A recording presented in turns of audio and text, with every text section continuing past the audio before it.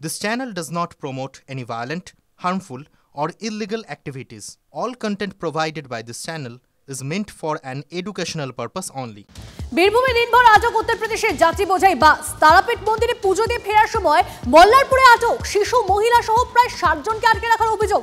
কথা বলবো আমাদের প্রতিনিধি হিমাদ্রি আমাদের সঙ্গে রয়েছে। হিমাদ্রি, ঠিক কি কারণে এই বাসটাকে আটক করে রাখা হয়েছে জানবো। আমাদের প্রতিনিধি আমাদের সঙ্গে রয়েছে।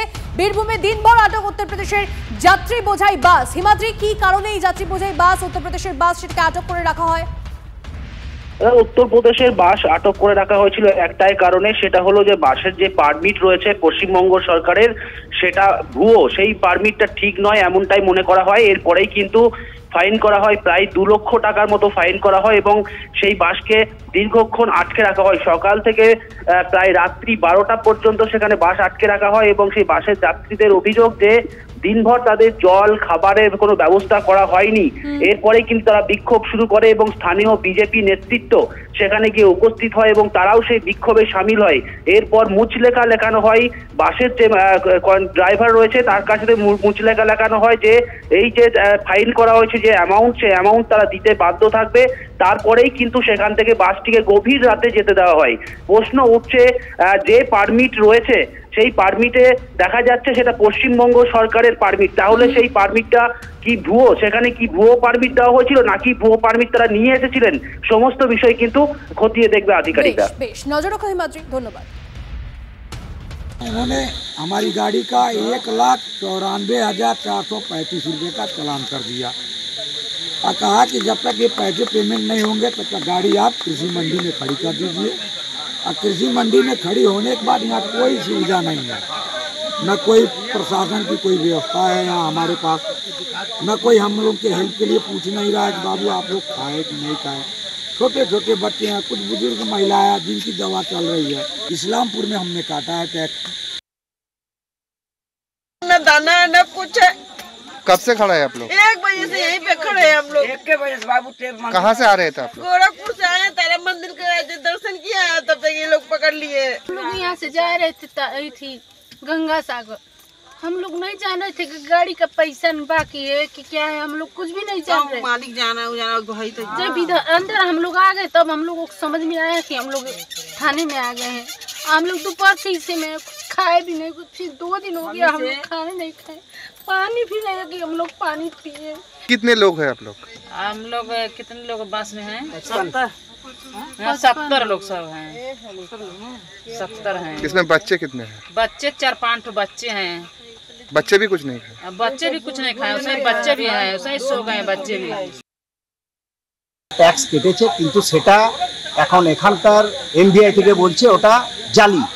তো জালি যদি কেউ করেছে তাহলে বেঙ্গল থেকে আমাদের করেছে, ইউপির লোকে তো কোনো দোষ নেই আর ইউপি বাসেরও কোনো দোষ নেই। আমাদের তো মনে হচ্ছে এখন যে এইটাই ইনস্ট্রাকশন এসেছে দিদিমণির হয়তো, যে ইউপি বা অন্যান্য দেশে অন্যান্য জায়গাতে যে মাইগ্রেন্ট লেবারদের যেটা বাংলাদেশি রোহিঙ্গাদের উপর যেটা চলছে ওরা সেইভাবে আমাদের ইউপির দেখে নাম্বার চালাও, এদেরকে হ্যারেস করো।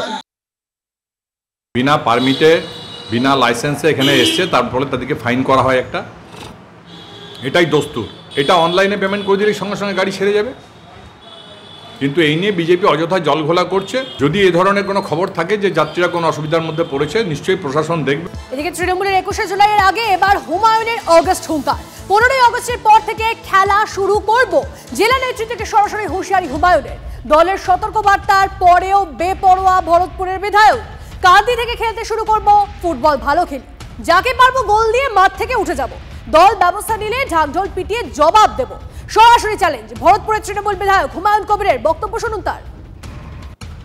15ই আগস্ট পর্যন্ত যেভাবে চলছে চলবে, তারপরে আমিও নেবে আমার বিধানসভায় যেই যত পারে কাটি করবে, আমি কাঁদি থেকে খেলতে শুরু করব। আমিও ফুটবল খেলবো সেই সব বিধানসভায় গিয়ে।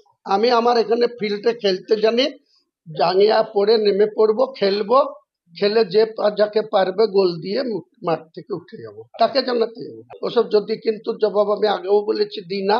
যখন ব্যবস্থা নেবে তখন হুমায়ুন কবির ঢাক ঢোল পিটিয়ে সেই ব্যবস্থার কি মোকাবেলা করতে হয় করবে।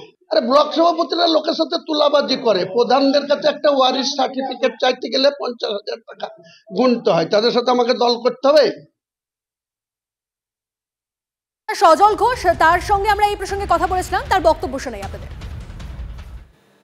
এই যে খেলবো খেলবো খেলবো এই করতে করতে আজ খেলা খেলা করতে করতে আজ বাংলার মানুষের পরিস্থিতি কোন জায়গায় নিয়ে এসে দাঁড় করিয়েছেন এই হুমায়ুন কবিররা থেকে শুরু করে মমতা ব্যানার্জিরা, সেটা আমাদের চোখের সামনে পরিষ্কার।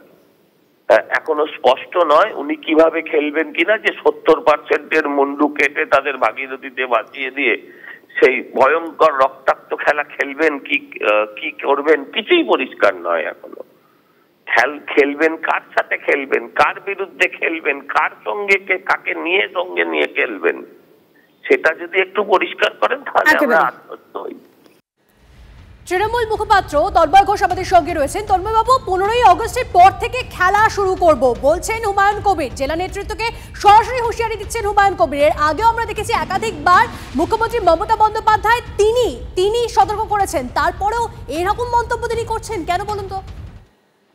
না, তিনি যে মন্তব্য করছেন তার দায় তাকেই নিতে হবে। দল একাধিকবার তাকে অফিসিয়ালি শোকজ করেছে এবং যখন শোকজ করা হয়েছে তারপরে তিনি আপনাদের সংবাদ মাধ্যমের সঙ্গে সম্পূর্ণ উল্টো কথা বলেছেন। আর কোনো ক্ষোভ বিক্ষোভ থাকতেই পারে, একটা গণতান্ত্রিক সংগঠন, সেখানে কেউ তার মনের কথা বলতেই পারে, কিন্তু সেটা সংগঠনের ভিতরে বললেই ভালো হতো।